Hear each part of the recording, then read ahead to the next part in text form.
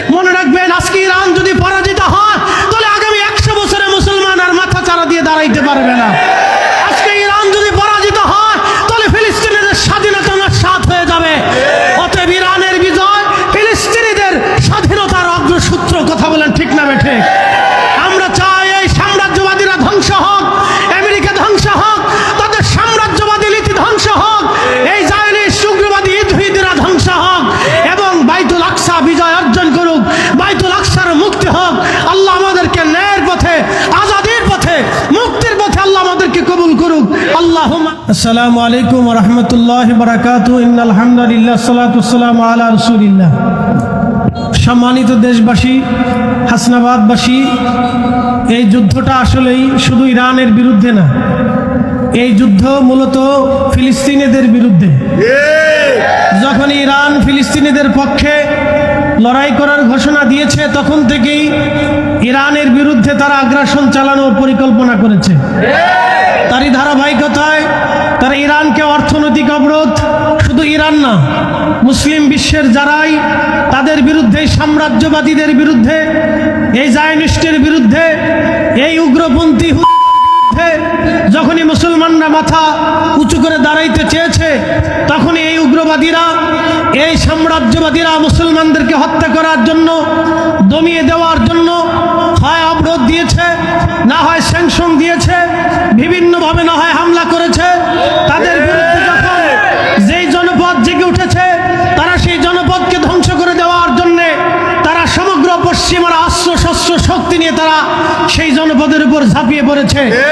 তারই ধারাবাহিকতায় আজকে বাইতুল আকসা মুসলমানদের পূর্ণভূমি, সেই মুসলমানদের পূর্ণভূমিকে তারা চক্রান্ত করে 75 বছর ধরে ফিলিস্তিনিদের বাড়িঘর থেকে ফিলিস্তিনিদেরকে অধিকার ক্ষুণ্ণ করে ফিলিস্তিনিদের 10 লক্ষ ফিলিস্তিনিদেরকে বস্তুচ্যুত করেছে।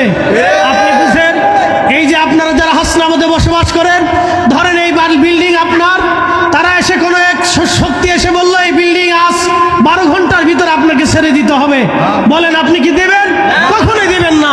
ফিলিস্তিনিদের হাজার হাজার শত শত বছরের সেই আবাসভূমি, সেই জায়নিস্টেরা, ইহুদিরা, সেই সাম্রাজ্যবাদীরা এসে ফিলিস্তিনিদের আলটিমেটাম দিয়ে 10 লক্ষ ফিলিস্তিনিদের বাড়িঘর থেকে ফিলিস্তিনিদেরকে বাস্তুচ্যুত করেছে। ফিলিস্তিনিদের পাশে দাঁড়ানোর জন্য তারা সাদ্দাম হোসেনকে হত্যা করেছে। ফিলিস্তিনিদের পাশে দাঁড়ানোর জন্য লিবিয়ার গাদ্দাফিকে তারা হত্যা করেছে। ফিলিস্তিনিদের পাশে দাঁড়ানোর জন্য ভেনেজুয়েলার প্রেসিডেন্টকে তারা তুলে নিয়েছে। ফিলিস্তিনিদের পাশে দাঁড়ানোর জন্য যখনই ফিলিস্তিনিদের পাশে যারা কথা বলে তখনই তাদেরকে তারা অবরোধ দিয়ে, স্যাংশন দিয়ে সেই জাতিকে তারা ধ্বংস করে দেওয়ার চেষ্টা করেছে। তারই ধারাবাহিকতা আজকে তারা ইরানে হামলা করেছে, নিরীহ শত শত হাজার হাজার মানুষদেরকে তারা হত্যা করতেছে। ফিলিস্তিনিদের, ইরানিদের বাড়িঘর তারা টার্গেট করেছে, নিরীহ ইরানিদেরকে তারা হত্যা করতেছে, ইরানের অর্থনীতিকে তারা ধ্বংস করতেছে, ইরানিদের শক্তিকে তারা ধূলিসাৎ করার চেষ্টা করতেছে। মনে রাখবেন, আজকে ইরান যদি পরাজিত হয় তাহলে আগামী 100 বছরে মুসলমান আর মাথা চারা দিয়ে দাঁড়াইতে পারবে না। আজকে ইরান যদি পরাজিত হয় তাহলে ফিলিস্তিনিদের স্বাধীনতা নস্যাৎ হয়ে যাবে। অতএব ইরানের বিজয় ফিলিস্তিনিদের স্বাধীনতার অগ্রসূত্র। কথা বলেন ঠিক না বেঠে? আমরা চাই এই সাম্রাজ্যবাদীরা ধ্বংস হোক, আমেরিকা ধ্বংস হোক, তাদের সাম্রাজ্যবাদী নীতি ধ্বংস হোক, এই জায়নিস্ট উগ্রবাদী ইহুদিরা ধ্বংস হোক এবং বাইতুল আকসা বিজয় অর্জন করুক, বাইতুল আকসার মুক্তি হোক। আল্লাহ আমাদেরকে ন্যায়ের পথে, আজাদির পথে, মুক্তির পথে আল্লাহ আমাদেরকে কবুল করুক। আল্লাহুম্মা আমিন। এই কথা বলে আমি শেষ করছি। ওয়া আখির দাওয়ানা আলহামদুলিল্লাহি রাব্বিল আলামিন। আসসালামু আলাইকুম ওয়া রাহমাতুল্লাহি ওয়া বারাকাতুহু।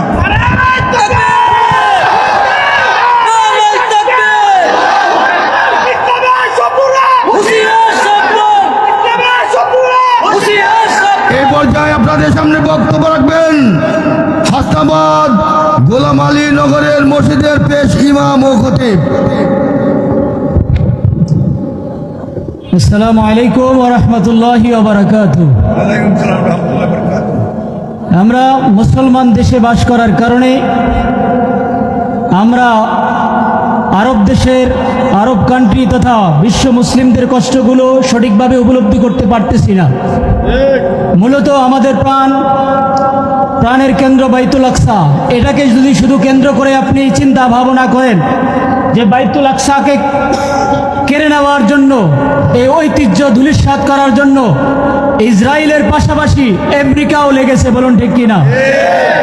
এই বাইতুল মুকাদ্দাসে আমি আজকে শুনেছি আজকের জুমার নামাজ তারা নিষিদ্ধ করেছে। মুসলমান নয় শুধু, এখানে ইতিহাস সাক্ষী দেয় এটা বিভিন্ন ধর্মের জন্য একটি অন্যতম উপাসনালয় ছিল, কিন্তু মুসলমান এটিকে তারা পুনরুদ্ধার করে মুসলমানদের কাছে হস্তান্তর করেছিল।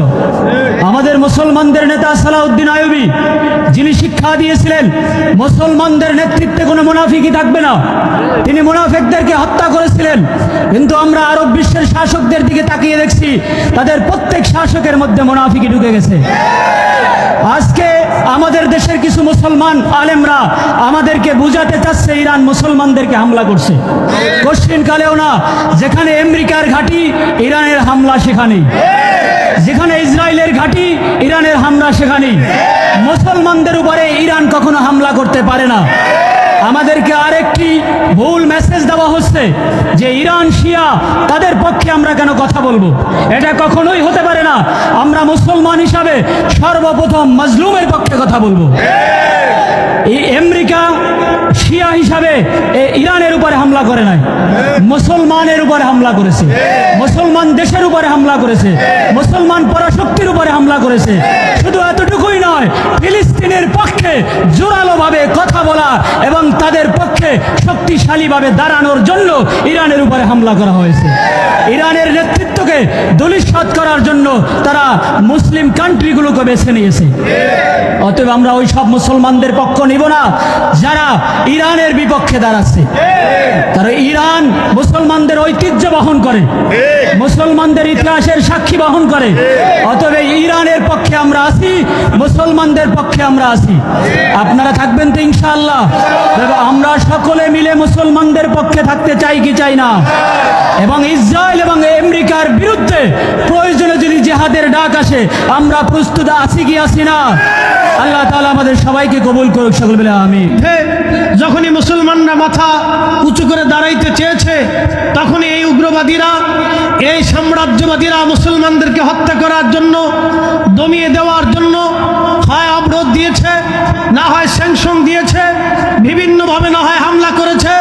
তাদের বিরুদ্ধে যখন যেই জনপদ জেগে উঠেছে, তারা সেই জনপদকে ধ্বংস করে দেওয়ার জন্যে তারা সমগ্র পশ্চিমার অস্ত্র শস্ত্র শক্তি নিয়ে তারা সেই জনপদের উপর ঝাঁপিয়ে পড়েছে।